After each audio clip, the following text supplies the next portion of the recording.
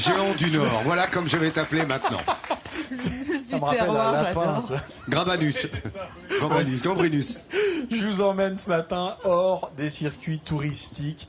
Nous allons partir direction Aire-sur-la-Lys. Aire-sur-la-Lys, c'est une cité de 10 000 habitants qui cache un patrimoine étonnamment riche. Dès les premiers pas dans la ville, on a l'impression d'être dans une cité qui a été totalement bouleversée, transformée par une richesse incroyable. Alors pourquoi, allez-vous me dire, une telle richesse? Oui, pourquoi une telle richesse et pourquoi est-ce votre grand coup de cœur dans le Nord-Pas-de-Calais? Parce qu'Aire-sur-la-Lys, c'est à la fois de l'art et de l'histoire. On est au carrefour de l'Artois et de la France, de la Flandre, pardon. On a été au carrefour de la France et du Saint-Empire romain germanique, et ça a été un endroit totalement étonnant, frontière avec l'Espagne aussi, qui était propriétaire de la France, de la Flandre. Je vais y arriver. En tout cas, fin de discours, je vous emmène là-bas. D'accord.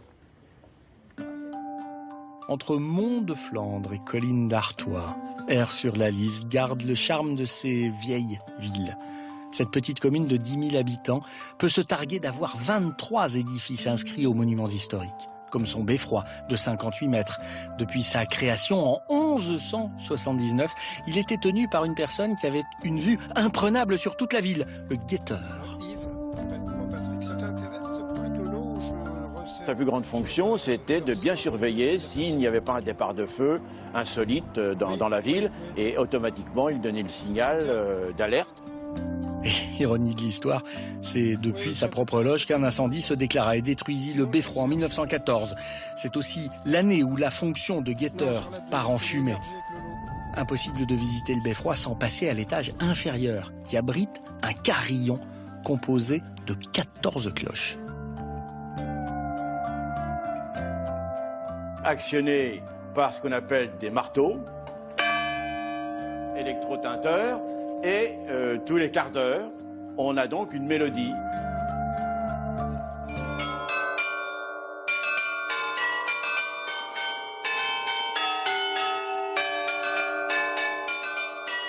La ville présente une certaine unité architecturale et elle doit beaucoup à Louis XIV qui proposa l'architecte Jacques Héroguel pour la construction du beffroi, mais aussi pour celle de l'hôtel de ville. Cet ensemble massif devait impressionner les visiteurs en faisant valoir la puissance du royaume et donc du roi. Héroguel avait prévu de mettre le beffroi en façade. Seulement le beffroi, c'est le symbole du pouvoir communal et Louis XIV n'appréciait pas tellement. Donc il a fallu déplacer le beffroi et on l'a mis derrière. Sur cette même place de l'hôtel de ville, on trouve un autre monument dont la construction remonte à 1600, le bailliage. Et à l'époque, c'était les habitants qui concouraient eux-mêmes à la défense de la ville. C'était les bourgeois, les miliciens qui se regroupaient. Donc il leur fallait un endroit où se réunir, où s'habiller, prendre le casque, la cuirasse, la hallebarde. Si la ville était un écrin, il en serait le joyau. Et les Airois ne le doivent qu'à eux-mêmes, car c'est grâce au prélèvement d'une taxe communale sur la bière et sur le vin que le bailliage a pu être construit. Cet ensemble est composé de 3 façades, dont une a été pensée, semble-t-il, comme une peinture de la Renaissance.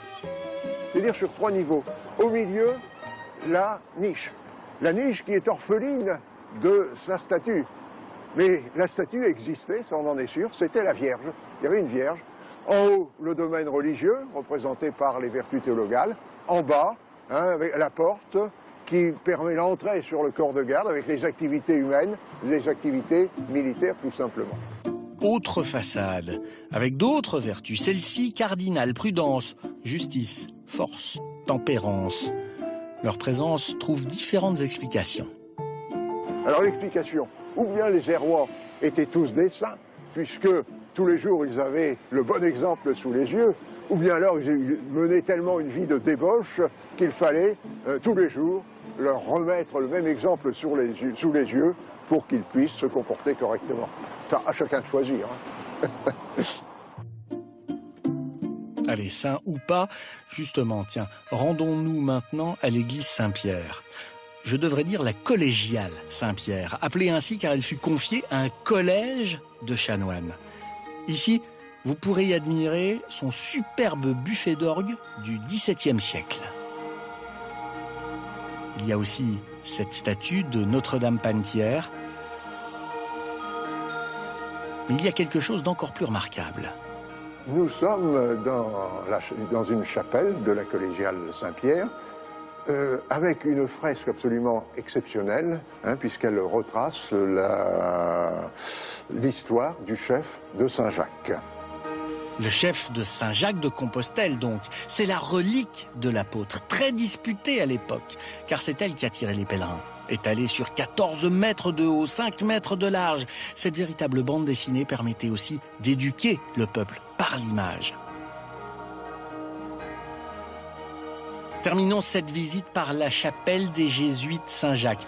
Laissée à l'abandon après le départ des Jésuites en 1762, cette chapelle ne doit son salut qu'à la persévérance et à la foi des habitants d'Aire-sur-la-Lys.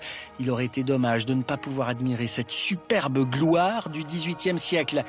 Et ce n'est pas saint Ignace de Loyola, ici à gauche, le fondateur de l'ordre des Jésuites, qui nous dira le contraire.